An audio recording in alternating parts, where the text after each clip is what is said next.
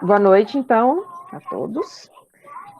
Esse é o Clube do Livro da Biblioteca do KVG, né?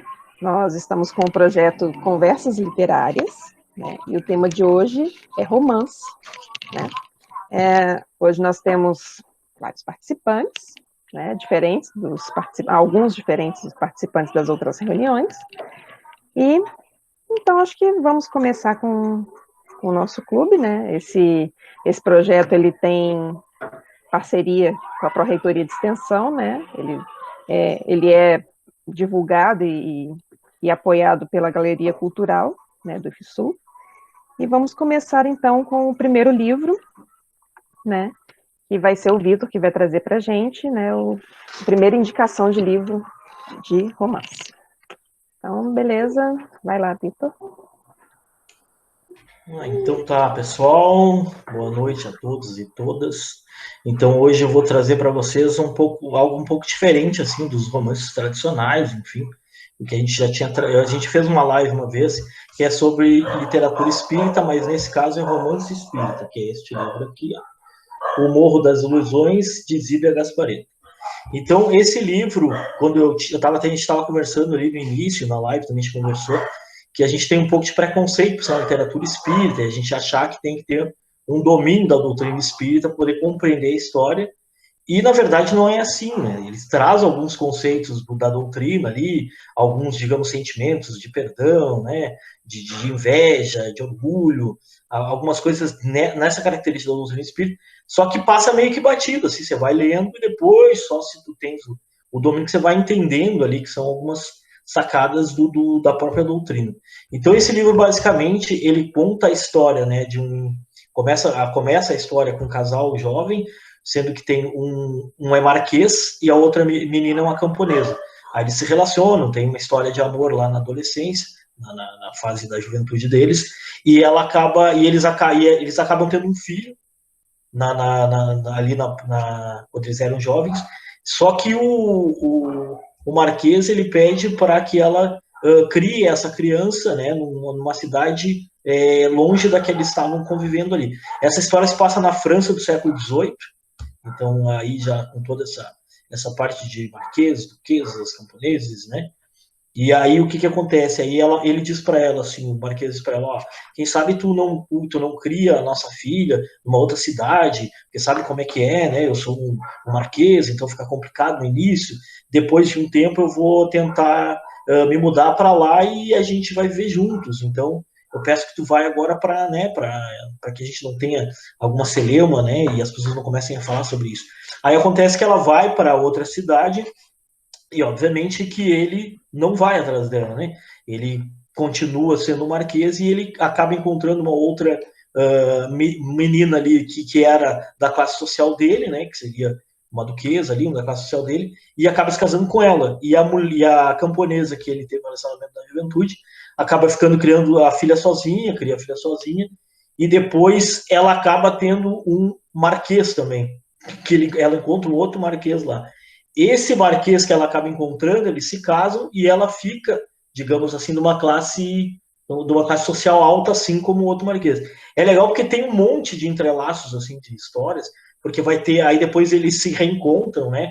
Então o que acontece? Depois a filha do marquês esse retorna para a cidade dele, aí ele começa a cuidar dela escondido, da mulher atual, e a camponesa, essa que ele tem no relacionamento, acaba digamos, casa com esse outro marquês e tendo essa mesma filha dela, né, e tendo um outro filho. E depois o filho do Duque é muito doido, aí o filho do Duque que teve lá o relacionamento acaba se apaixonando pela outra filha lá da camponesa. Então é muito louco porque tem toda essa pegada assim de se entrelaçar. E nisso ainda, além desse entrelaçamento de personagens, tem uma parte que é um cigano que se apaixona por uma das filhas do Marquês, e esse cigano traz essa parte da doutrina espírita, né, de como que funciona a vida para ele. Ele é um artista, então ele ensina lá a fazer pinturas em telas e coisa e tal. E aí, inclusive, no livro ele diz, né, ele também tentou, ele vai para um monastério lá, que ele ia ser frei, e ele acaba sendo expulso porque lá, quando ele está no monastério, eles começam a dizer que ele está possuído pelo demônio, porque ele diz que um certo dia ele se acordou e começou a pintar, assim, e começou a fazer umas pinturas internas, e quando vê, começou a se destacar e fazer umas pinturas lindas, e ele disse isso, olha, eu me acordei um dia do nada e comecei a pintar. Aí os caras começaram a dizer, ele tá possuído pelo demônio, esse cara, aí botaram, deram essa chibatada nele, aí expulsaram ele lá do convento, e aí ele começou com essa outra, com a filha essa do Duque da Camponesa, eles começaram a se apaixonar, e ter um relacionamento, e ele começou a ensinar para ela a pintura, porque ela também era artista, ela gostava de pintar em tela, coisa e tal. E, inclusive, eles conheceram porque ela está pintando a tela, porque ela vê um acampamento cigano e começa a pintar eles. Assim. Aí ele vem a bordo dela e diz, o que você está fazendo? Ah, não, bonito sua tela. Aí dá umas dicas para ela. Aí eles meio que se apaixonam, e ele é meio que um, digamos assim, um psicólogo de todo mundo, né? Uma pessoa que fica falando todo mundo, ele tem uma habilidade lá de oratória, e é bem interessante, assim, e é legal, não vou dar muito spoiler, porque, assim, parece que, falou todas, mas tem muita coisa, sabe? E se entrelaça, tem outro cigano que quer se vingar do outro, porque, na verdade, a filha dele morreu por causa do Duque, que teve um relacionamento, e aí vai se enrolando tudo. Só que aí, no final, diz assim, como é que ele vai enrolar essa história toda? Porque o filho do outro se casou com o outro, aí o outro perdeu a mulher porque o pai era casado, sabe? Aí, meu Deus do céu, como é que... Aí, e o pior é que ela consegue entrelaçar todo no final. Aí tu diz assim, muito bom, impressionante, enfim. Porque aí tu vai começar a entender por que, que o outro aconteceu isso, por que, que o outro não teve filho, por que, que o outro se apaixonou por outra pessoa e não por outro.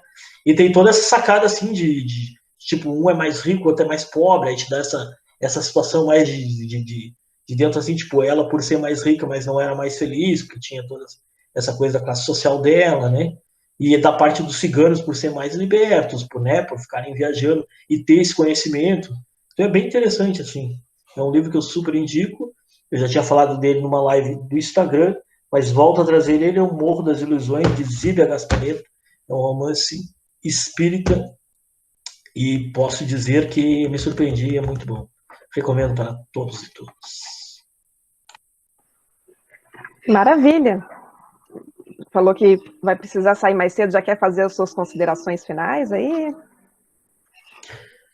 Pode ser, então. Então, eu gostaria de agradecer a todos e todas por terem, mais uma vez, ficado aqui com a gente, porque o nosso objetivo principal é que as pessoas possam cada vez mais estar lendo, né? Principalmente nesse momento de pandemia, que as relações acabam sendo desgastadas e acaba que os livros são as nossas relações mais ligadas interpessoais. Então, a gente espera que esse projeto possa trazer bastante fruto e bastante leitura para todos e todas. Valeu, boa noite a todos e todas. Valeu! Até mais, então. Muito obrigada, então, pela participação do Vitor. A próxima que vai falar, então, vai ser a Lalesca. O que você trouxe para a gente hoje, Lalesca? Olá, todo mundo. Então, hoje eu trouxe um pouco do meu gênero de romance preferido, que é o romance histórico. Eu gosto muito de romances históricos porque, eu não sei, eu gosto de um pouco de realidade nos meus livros. Fantasia é legal e tudo, mas eu gosto de imaginar situações que teriam acontecido durante, não sei, a Revolução Francesa, ou durante, ou sei lá, durante a Idade Média. Eu gosto muito de imaginar essas situações e gosto ainda mais quando esses romances eles têm aquela pegada de, cara, isso poderia, parece verídico, sabe? Isso poderia ter acontecido. E este aqui foi uma descobertinha do tempo da biblioteca, que eu peguei ele, só que no caso da biblioteca do Campus Pelotas, que é do Mário Vargas Llosa, que é Travessuras da Menina Má. Eu amei esse livro aqui, porque assim como o livro do Vitor, ele é super intricado, cheio das tramas, algo vai... Toda hora as histórias dos protagonistas vão se cruzando. Primeiro, ele se passa numa Lima dos anos 30, se não me falha a memória. Daí, elas passam ali e tem as classes sociais bem divididas. Daí, esse moço, que ele faz parte o Ricardo, é anos 50, desculpa. Ele faz parte da classe mais abastada, né, o Ricardo, e aí ele se apaixona por uma menina que ele vê, né, em uma dessas reuniões com os jovens, assim, que se chamava Lily. Daí ele se interessa pela Lily porque ela era diferente de todos, assim, E ela tentava aparentar ser misteriosa, ela não falava nada sobre a vida dela, e aí ela ostentava, assim, ser rica, aí depois ele descobre que ela é pobre, e daí ela some da vida dele. Ele tenta encontrar, não acha mais, daí ele vai para Paris, que era o sonho da vida dele ir para Paris, e ele acaba trabalhando na Unesco. E é muito interessante porque ele trabalha na Unesco e aí ele conhece um espanhol que é super afeito aos ideais de revolução cubanos. E aí vários outros ele vai conhecendo da resistência cubana. E um dia ele tem que hospedar uma aspirante a guerrilheira cubana no apartamento dele em Paris, quando vê ele descobre que é ninguém mais, ninguém menos que a Lily. Só que aí ela não é mais Lily. Ela tem outro nome.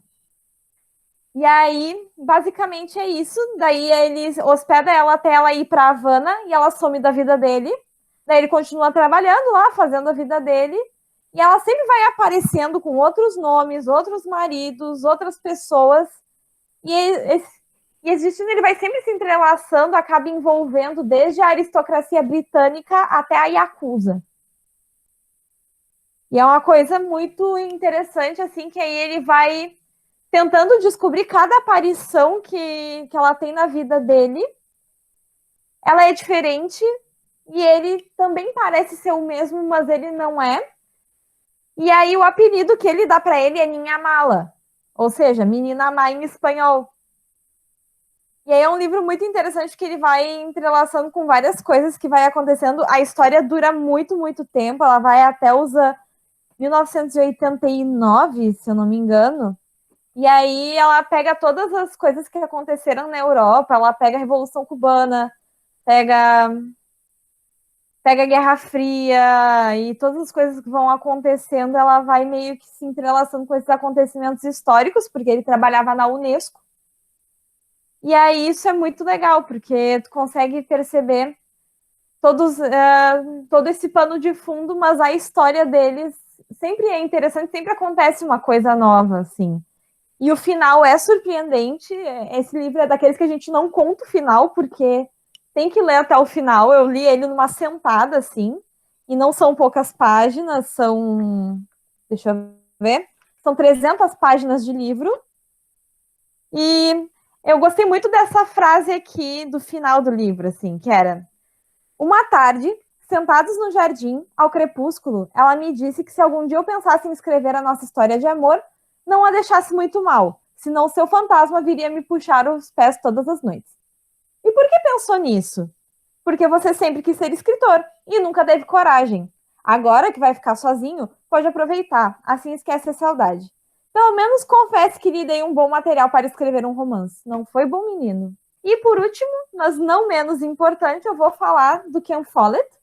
Eu não vou falar desse livro exatamente, mas ele é um excelente escritor de ficção histórica, porque ele consegue fazer uma costura muito boa com os personagens, e com os personagens reais e os personagens fictícios. Todos os livros são estreados por personagens fictícios, ele sempre deixa isso muito claro quando começa a história, só que é tão bem ambientado e tão bem costurado que parece que é verdade, que tu vais ver, independente da época. Ele tem esse livro aqui, Os Pilares da Terra, fala sobre a construção de uma catedral na Idade Média, e é uma série que se estende também com O Mundo Sem Fim, que até virou minissérie, tem na Netflix, se eu não me engano, Mundo Sem Fim.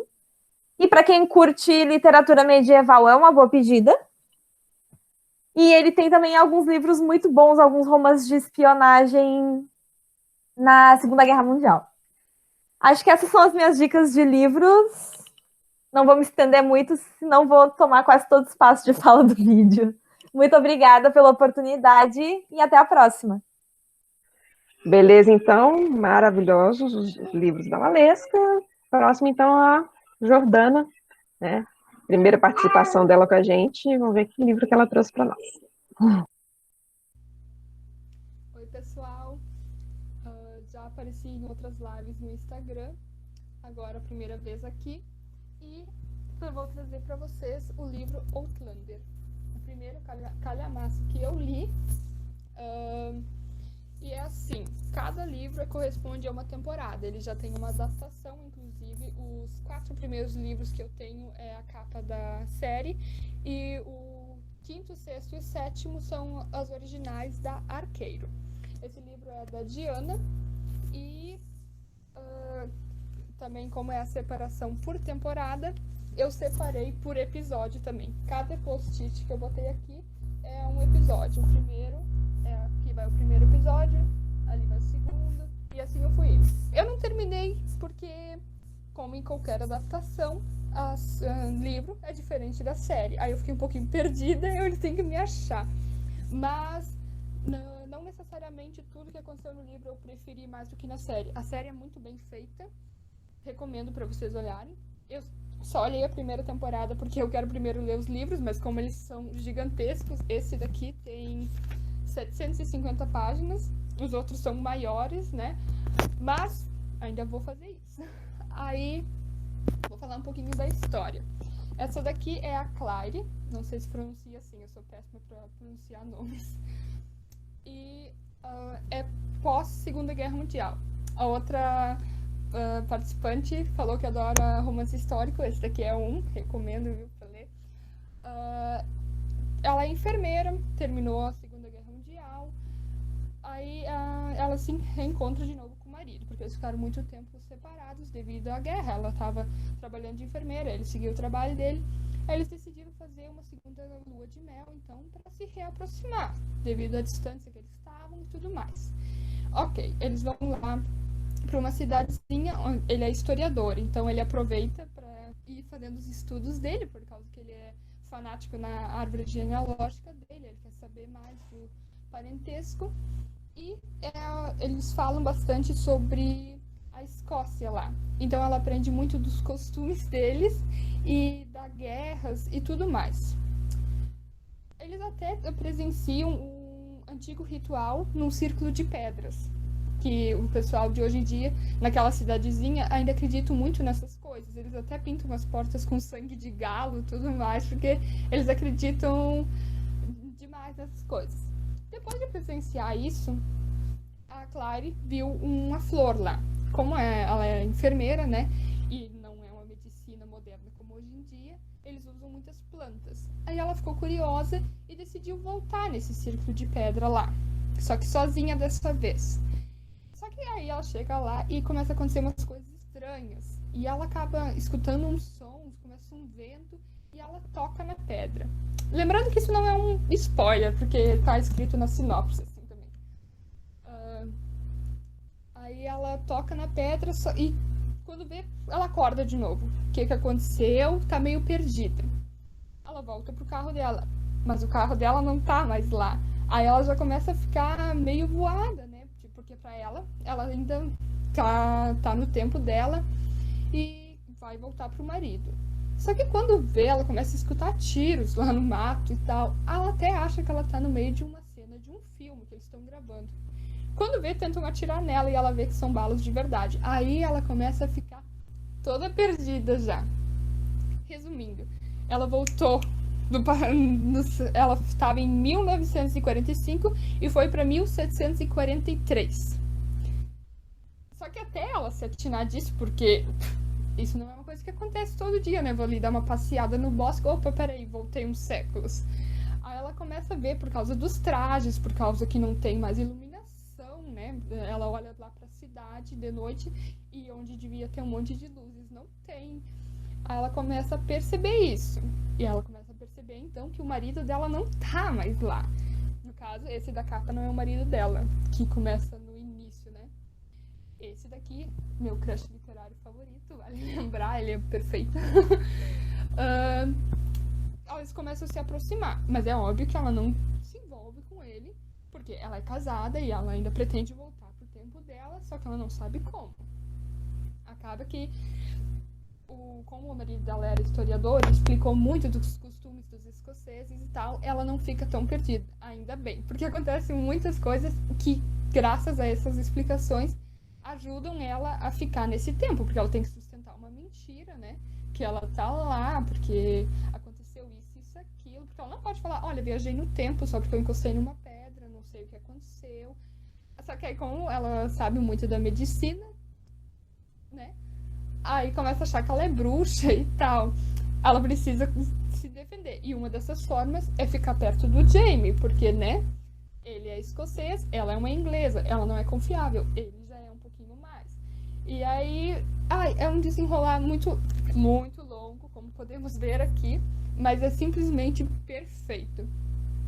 E, sim, se vocês não querem ler esse calhamaço, a série também é perfeita, mas eu recomendo que leiam, porque tem coisas que eu gostei mais no livro, tem coisas que eu gostei mais na série, por isso que é bom ler e olhar a série para tu ter as duas opiniões, né?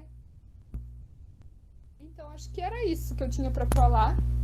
E inclusive o 8º livro está sendo lançado agora, mas eu não vou comprar, né? Eu vou esperar baixar o preço. Tenho até o 7º livro, tá ali no segundo nicho, não sei se dá pra ver. Acho que era isso que eu tinha pra falar. Maravilhoso, eu também amo essa série, né? Vi Falou só a pouco, mas primeira falou temporada bonito. também. Verdade. Perfeição. Maravilha. Bom, depois desses romances maravilhosos, né? Vou mostrar o meu aqui, né? Depois, vamos ver quem vai falar depois de mim. Né? O meu livro é o livro da Helena Ferrante, tá? Chamado Um Amor Incômodo. Vamos ver se eu consigo tapar ele aqui. Ai, aqui. Então, a Helena Ferrante, ela vem sendo muito né, insensada, assim, na literatura mundial atualmente, porque ela lançou recentemente uma série chamada, acho que série, né, que é conhecida como série napolitana, e que tem muitos fãs pelo mundo. Mas esse é o primeiro livro dela que foi lançado na década de 90 ainda, né? E esse livro, diferente dos outros que ela lançou depois, não são assim tão bons de ler. Primeiro eu vou falar da autora. A Helena Ferrante, ela é uma autora italiana, tá? E ela tem uma peculiaridade que ela não quer ser conhecida, ela não quer se mostrar. Então ela usa o pseudônimo, né, de Helena Ferrante, e a princípio ninguém sabe com certeza quem ela é. Algumas pessoas já saíram investigando ilegalmente, né, jornalistas, né, saíram investigando ilegalmente a vida de algumas pessoas e tal, e chegaram a algumas conclusões, mas nada foi confirmado e ela permanece anônima, né, por enquanto, né? E então os livros dela, eles se passam geralmente em cidades na Itália, e esse aqui se passa em Nápoles, tá? Como a série napolitana e alguns outros livros dela. É interessante esse livro porque ela fala de uma Nápoles muito diferente do que a gente está acostumado a ver nas cidades europeias, né? Que normalmente são cidades assim mais desenvolvidas, né? E Nápoles não, Nápoles é uma cidade pobre, né? As pessoas vivem em cortiços, né? Em empregos ruins, mal pagos. É uma cidade muito violenta, dominada pela máfia. Assim, as pessoas são aquelas pessoas espalhafatosas e falam alto, aquele italiano típico, né? Fala alto, gesticulando, né? E parece que, enquanto está falando, parece que está brigando. E aí, assim, é nesse ambiente que se desenrola a história. Quem narra a história é a protagonista, que se chama Délia, né? E ela começa o livro dizendo o seguinte, que a mãe dela havia morrido numa praia, né? Havia se afogado numa praia de um lugar chamado Spacavento, onde a família dela costumava passar as férias de verão, né? quando ela era criança. Essa mulher, ela já é uma mulher de meia idade, essa Adélia, né, ela tem uns 40 anos, 40 e poucos anos, e a mãe dela era uma senhorinha, né, de 63, se eu não me engano, ia fazer 63 anos. E ela se afoga no dia do aniversário da Adélia, né, e com uma particularidade, assim, ela é encontrada afogada vestindo só um sutiã de luxo, né, que é muito diferente daquilo né, que se espera para uma senhorinha, né, e aí, com isso, a Adélia, né, o romance começa assim, a Adélia falando do funeral, né, dos procedimentos burocráticos, que ela, né, de liberação do corpo, que tudo na Itália era muito burocrático, tudo você tinha que dar uma gorjeta para o funcionário de plantão, para ele agilizar as coisas para você, né, e aí, no meio disso tudo, você acha que ela vai começar a fazer uma investigação policial para saber o que aconteceu realmente com a mãe dela, e ela de fato vai, né? Ela de fato vai atrás do que aconteceu, mas o importante aqui não é isso. O importante nesse livro é a questão, assim, ele é um romance psicológico, então, à medida que ela vai procurando saber o que aconteceu com a mãe dela, ela vai contando pra gente que ela se parece com a mãe, mas ela não quer se parecer com a mãe, ela tinha uma relação conturbada com a mãe, ela cortou relação com a mãe, com as irmãs, com o pai, né? Mas a mãe era a única que ainda a visitava de vez em quando, mas mesmo assim ela recebia essas visitas da mãe com muito incômodo, assim, muito... ela ficava louca para a mãe ir embora, porque ela não suportava a presença da mãe. Ao mesmo tempo, ela vai falando que quando ela era criança, toda vez que a mãe dela saía, ela se trancava num quartinho e ficava desesperada, né, angustiada enquanto a mãe não voltava, né? E ela vai contando as coisas que aconteciam no passado, que a mãe dela sofria muita violência doméstica, o pai dela batia na mãe cada vez que a mãe olhava para o lado, cada vez que alguém dava uma cantada na mãe, cada vez que a mãe recebia flores de alguém, ele era extremamente ciumento, né? E se alguém, né, resolvia dar em cima da mulher dele, ao invés dele ir lá tirar satisfação com a pessoa, ele ia e batia na mulher, porque a mulher era culpada de alguma forma, na cabeça dele, né? E ela vai contando essa história conturbada e tal, e ela descobre que a mãe dela estava se encontrando com um homem chamado Caserta. E aí o cara, esse tal Caserta, era um velhinho, né, que tem relação com o passado da mãe, né, e ela vai descobrindo essa relação dos dois. À medida que o livro vai se desenrolando, ela não chega, né, a uma conclusão realmente do que aconteceu com a mãe, mas você acaba descobrindo o que aconteceu para ela ter todo esse trauma, todo esse incômodo em relação à mãe, né? Ela é uma pessoa que, ao longo do livro, você vai percebendo que ela está visivelmente perturbada, não só pela morte da mãe, mas porque as coisas que ela vai contando ao longo do livro são meio desconexas, assim, elas são contraditórias. Então, mas no final você acaba entendendo por que ela está assim e por que tudo isso acontece. Não é um livro muito gostoso de ler, né? Diferente dos outros livros dela, mas ele cumpre o propósito dele, que é te provocar, né, aquilo que o título diz, né, que é um amor incômodo. Você sente todo o incômodo desse amor ao ler o livro. Então, é bem interessante, bem legal de ler. É um livro pequenininho, tem 100 e poucas páginas, e eu recomendo bastante. Então, quem vai falar agora vai ser o nosso querido Arthur. O que você trouxe para nós aí, Arthur? Eu trouxe um livro que é chamado Um Dia. Esse aqui.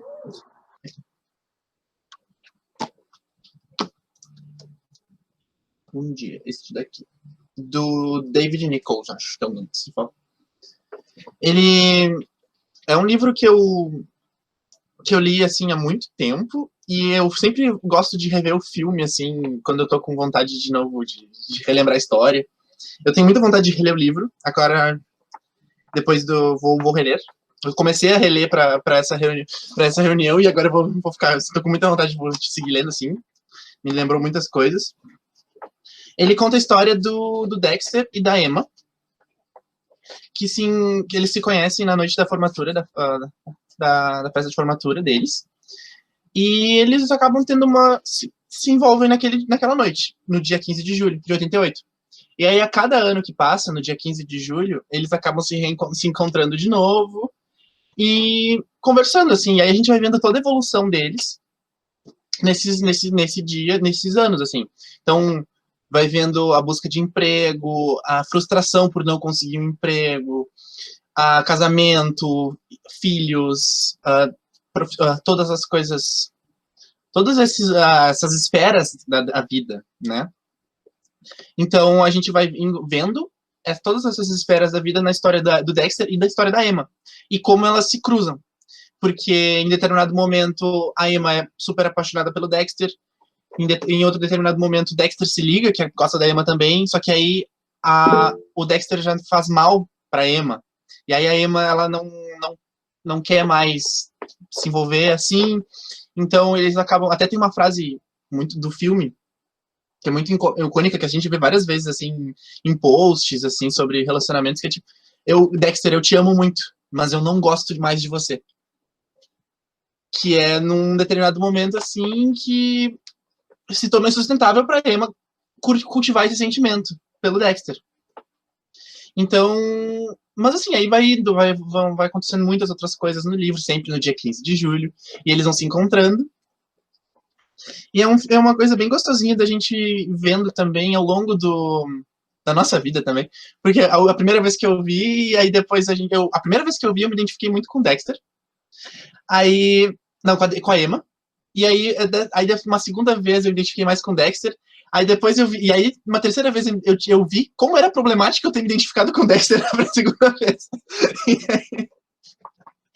E a gente vai vendo, e a gente vai vendo também, por exemplo, depois de se formar, ver o dilema que eles tinham de buscar um emprego, de seguir os sonhos ou buscar um emprego que só desse para viver. Que então é uma coisa que a gente vai trazendo muito para nossa vida também, enquanto vai vivendo o relacionamento desses dois. Eu acho muito, muito legal. Assim, eu adoro esse livro. E aí, é isso que eu trouxe, que eu pensei. E era isso, não sei mais. Beleza, então, maravilhoso, né? Vamos para lá, por favor. Enfim. Alguém quer fazer alguma consideração final? Indicar alguma coisa para nós? Vou até falar do meu aqui, né? Vou indicar para vocês um filme que eu gosto muito, tá? Que se chama O Sorriso de Mona Lisa, né? Eu adoro esse filme, porque esse filme me fez pensar em muitas coisas, assim, que eu sempre fui muito feminista, mas é um filme que te faz pensar em escolhas, assim, que você tem que respeitar as escolhas dos outros. Então, assim, é muito bom, eu amo esse filme, né? Indico muito, é um filme muito legal, né? Julia Roberts, né? Maravilhosa. Então, se alguém quiser indicar mais alguma coisa, ou dizer mais alguma coisa, fique à vontade. Mais alguém? Eu vou indicar, então, agora vai sair...